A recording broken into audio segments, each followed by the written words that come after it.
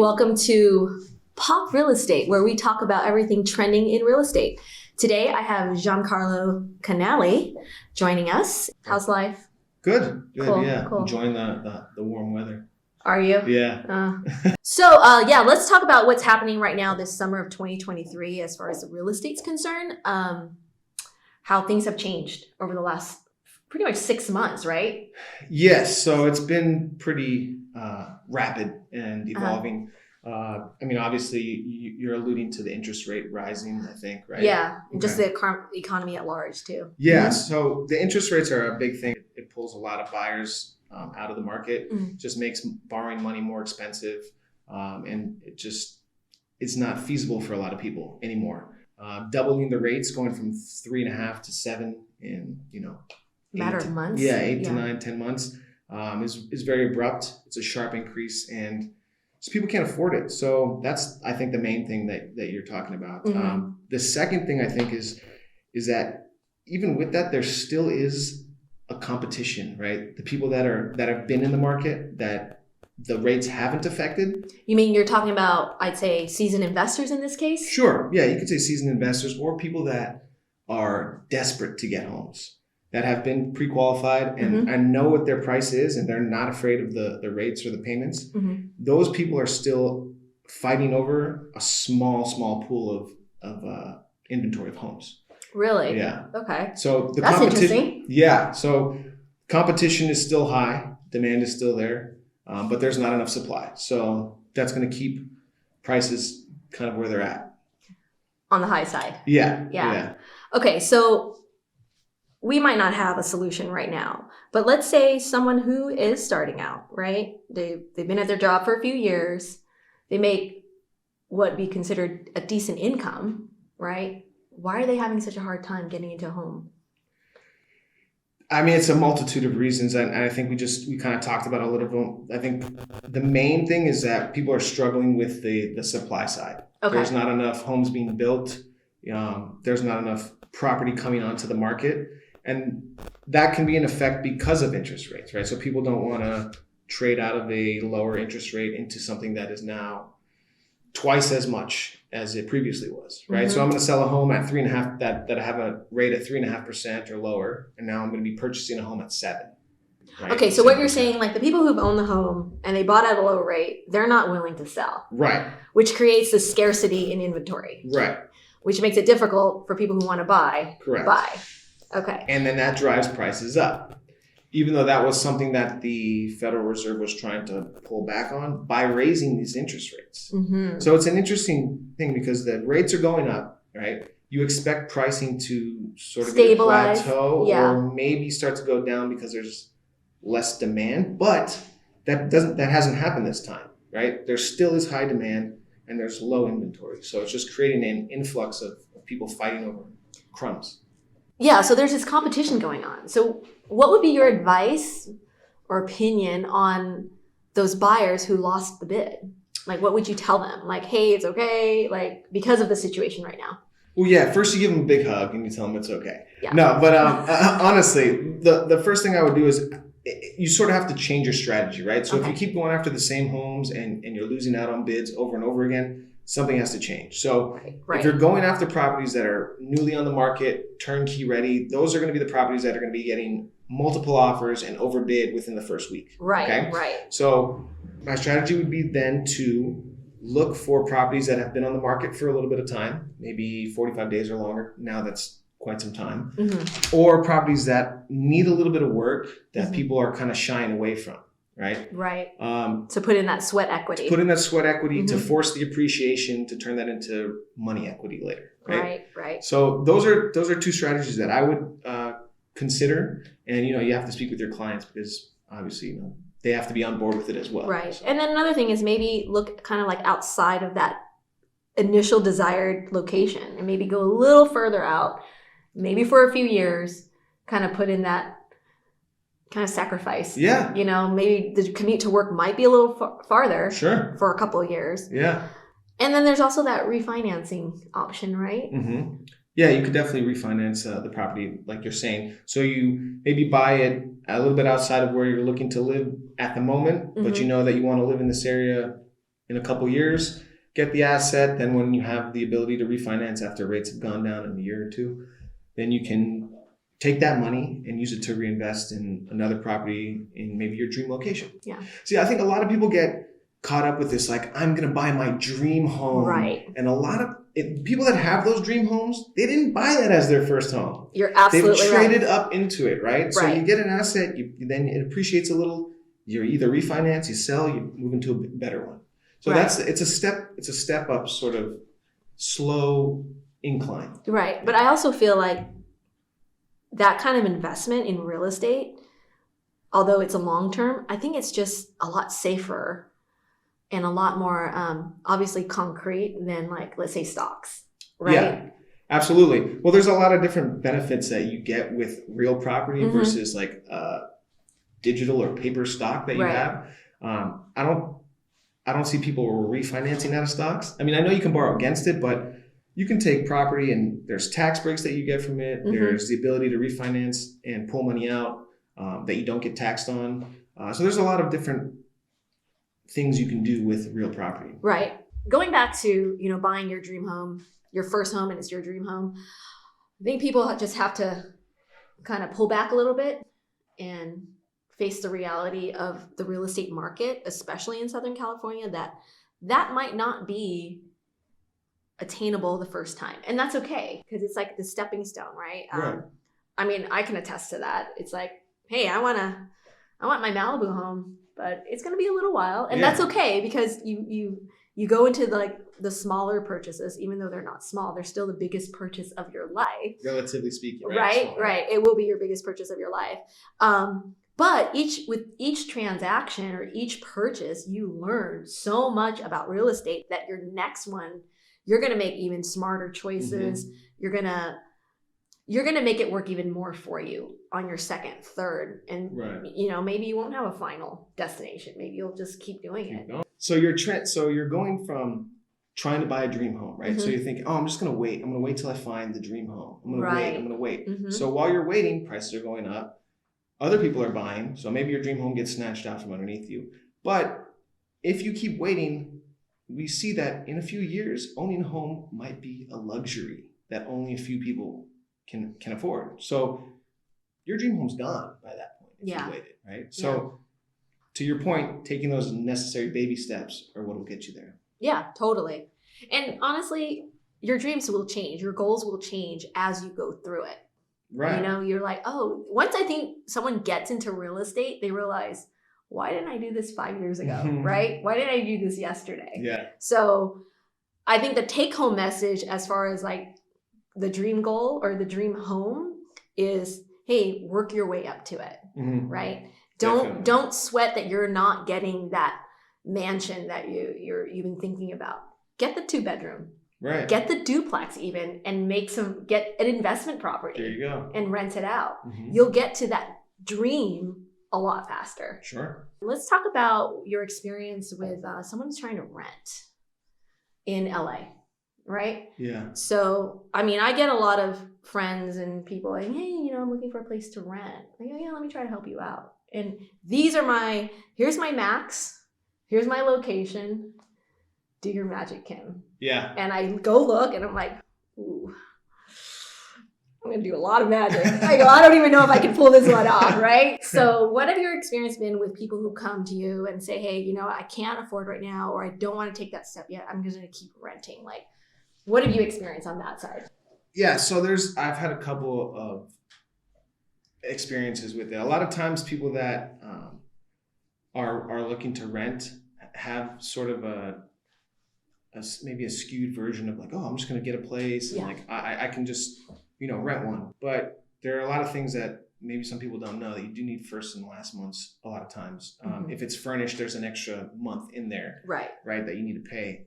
Sometimes you need to have 3 times the amount of income as your rent, right? So if your rent's $2,000, they want to see that you're making $6,000, right? There's bank statements that people are asking for now. There's more stringent credit requirements, background checks that people are going through. So there's like little fees that you do have to pay, application fee. You sometimes are liable for the background check as well. Right. Even if you don't get the property, right, you still have to pay that. So there's out of pocket costs. I had an experience with a gentleman who's actually he was living in a car, right? He wasn't Wow. living in a home, but he wasn't like on the street either. I mean, technically he's on the street, but not. He had a place to stay, right? But it was a car. And then I ended up showing him a property that was right within his max, right? Like there was only one property, been for about a month. The property came on the market. It was a small studio, 400 square feet, a little small kitchen, little bathroom, and a tiny balcony. But it was in Santa Monica, about 3 blocks from the beach, 4 blocks from the beach, and it was $1,900 for a studio, right? Wow. And so I show him the property. He's, oh, cool, man. I'm so excited to see the property. Sees the property. I could see it in his face. He didn't like it. But we tell the lady, okay, can you send me an application just in case we want to put it in? As soon as I leave the property with him, I start asking him a question. Hey, how did you like it? Immediately, I'm not going to do it. It's like a shoebox. I don't want to pay $1,900 for a shoebox. And I was like, okay, I understand. But you're also living in a car. So I don't know how to help this person now because I've showed them a property that fits exactly what they're looking for. And I've done the magic that we were trying to do. Right. But then the person either stonewalls you or they're just not serious about it or there's many different factors that go into it. You know? Like, why would you make the decision not to rent a place within your budget? You're not living in your car. It's not a huge place, right? But it is shelter. Sure. And you have a bathroom, you have a kitchen, yeah. You have your basic necessities. So yeah. what's that mindset that person is in? And the thing is, I think obviously the unhoused is a huge issue in our city.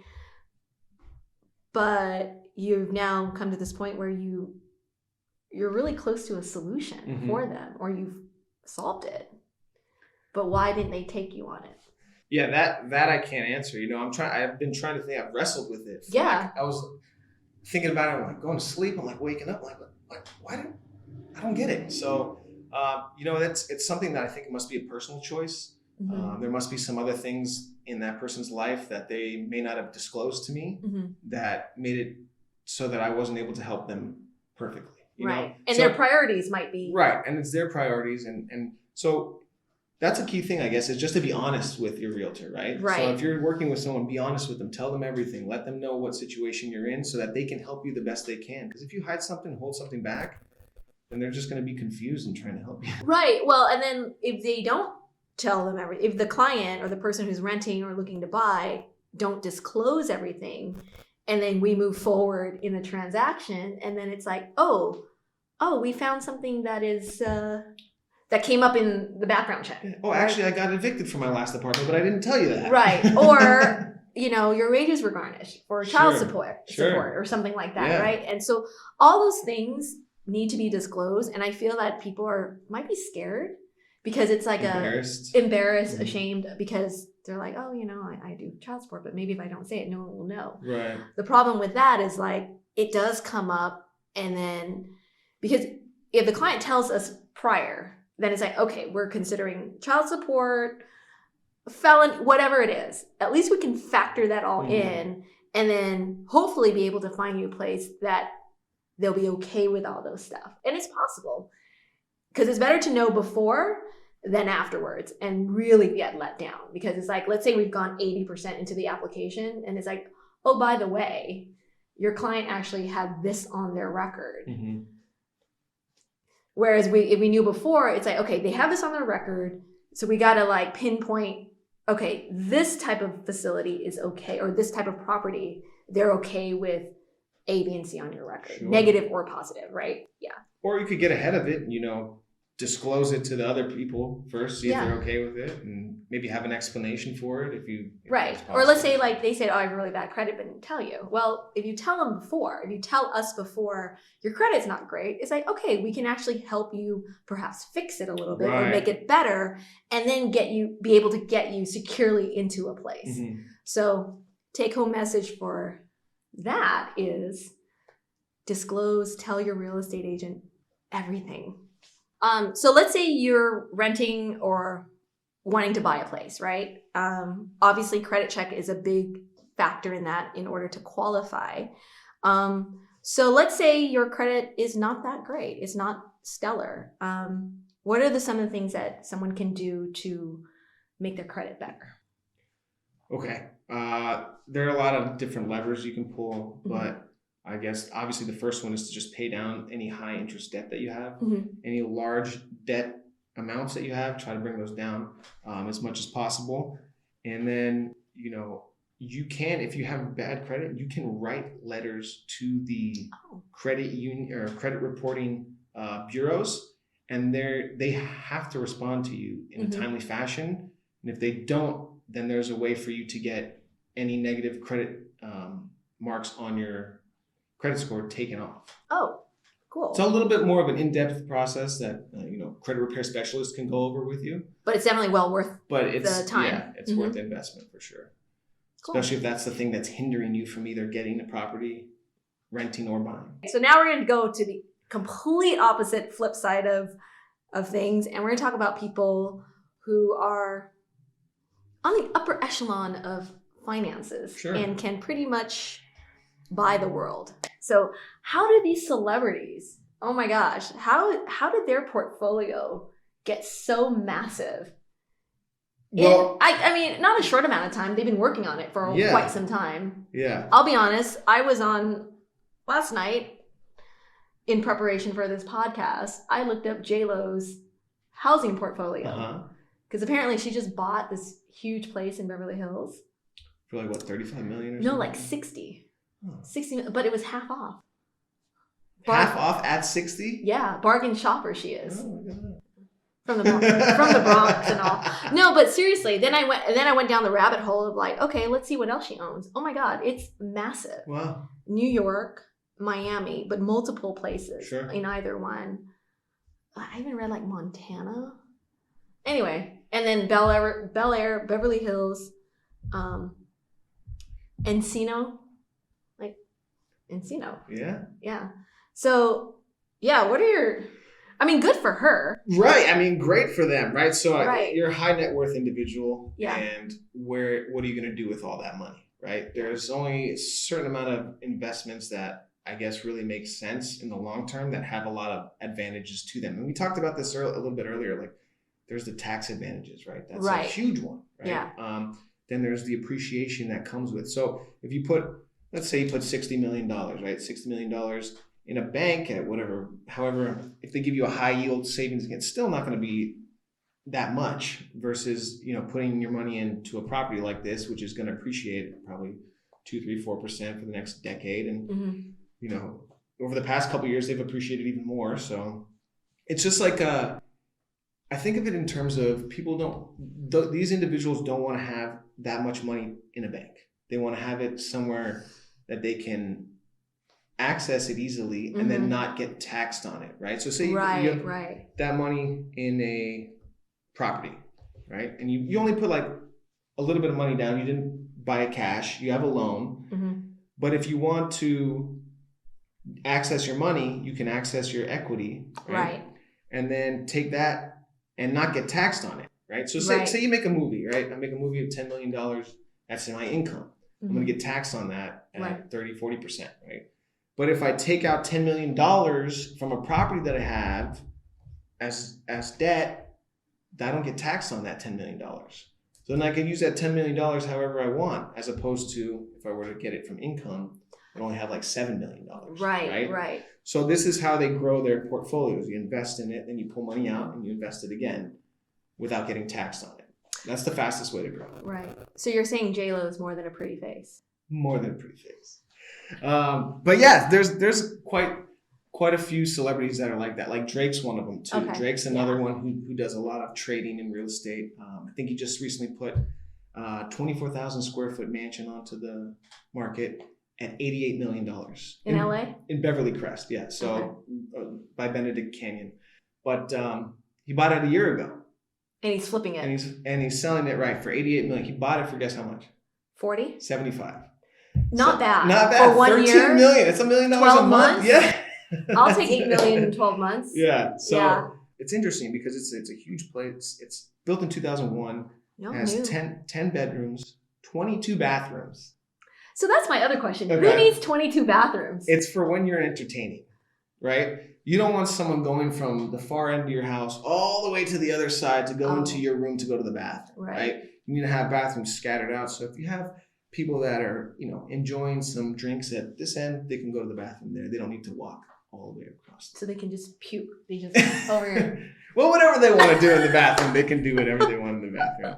But yeah, it's just these are estates, right? Right. Estates, But going back to the practicality of it is they buy this property, invest their money, can take out money, millions, and just invest into another luxury property. Correct. And I feel like, I know you can do this on a smaller scale too. Absolutely. So on the scale of normal people, the little people here, we can buy in this case, $1 million home. Sure.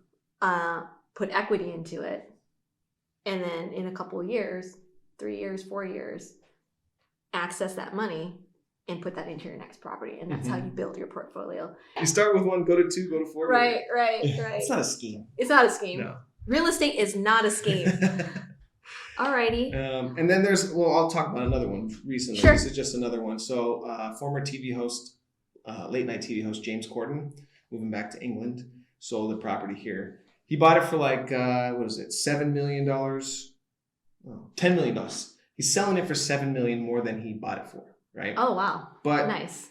Yeah, it sounds nice. Sounds nice. But then when you realize that, they spent a lot of money on lavishly refurbishing the property, and now he's also selling it during a time where we have this new measure, ULA. I don't know if people know about that, but it's called the mansion tax. So it adds a 4.5% tax between 5 and 10 million, and over 10 million, it's 5.5%. Oh, okay. So for this particular property, he sold it for 17, but he spent undisclosed amount on it and has to pay almost $1 million in tax, plus broker's commissions and the rest of the fees. He may not be making any money on this trade. Wow. I think he's just trying to get out of California. Yeah, he hates us. He hates Americans. Well, that's interesting. Yeah. So a luxury, I don't want to call it a flip, but a luxury turnover could be costly. It could be, yeah, depending on the market and meaning you don't always make money. Right. That is a misconception in real estate, right? That you're always going to make money. Right. I think it's pretty, you can if you're doing it right. If you're doing it right, you do it smartly. Yeah. And if you work with professionals who know what they're doing. Yeah. So it's interesting because you talk about, so who can buy these properties, right? Mm-hmm. So it's a $17 million home. So right. There's only a select few, maybe 10,000 people in the whole world that can buy that type of property. I don't know. So it's obviously going to be a billionaire or some multi-million-dollar person. Mm-hmm. And it turns out it's the daughter of a Hong Kong billionaire. Okay. Purchased the property. And the property is actually next to her brother's property that he bought back in 2019. So now a son and a daughter own... Brother and sister, yeah. Brother and sister. Son and daughter of the Hong Kong billionaire now own 2 side-by-side properties. Wow. Beverly Hills. Yeah. One belonging to James Corden. Previously, yeah. Oh. And then I guess she got it as a deal because it was $4 million less than the asking price as well. So. And the person who got screwed on it was James Corden. Well, there you go. Yeah. So what's the take-home message on that? The take-home message on that is, have a plan, have an exit strategy, right? Mm-hmm. When you're entering into any property, you should probably already have an exit strategy in mind. Mm-hmm. It looks like Drake did, doesn't look like James Corden did, right? So Drake seemed like he knew what he was going to do. Right. I'm just going to sit on it and then flip it. But don't put too much money. Don't put like an extravagant amount of money in renovating it. Well, see, that might be the thing. I think maybe he thought that he was going to live in it for a long period of time. And that's why he was like, I'm going to make this my forever home, the ideal home that I want. I'm just going to put all this money into it. Then things change. I don't know what happened with his career, or if he was, he stopped being the late night host. So maybe he doesn't want to live in California anymore. Realized this isn't my dream home. See if I can get out of it. So, and maybe breaking even for him is a win. Mm-hmm. Yeah. Right. As opposed to losing someone. Right. Well, cool. Well, thank you. You're welcome, Kim. Thanks for having me. Being my guest. Appreciate it. On Pop Real Estate. Love to do it again. We'll probably do another one next month. Great. Cool. Sounds good. Thanks. Awesome.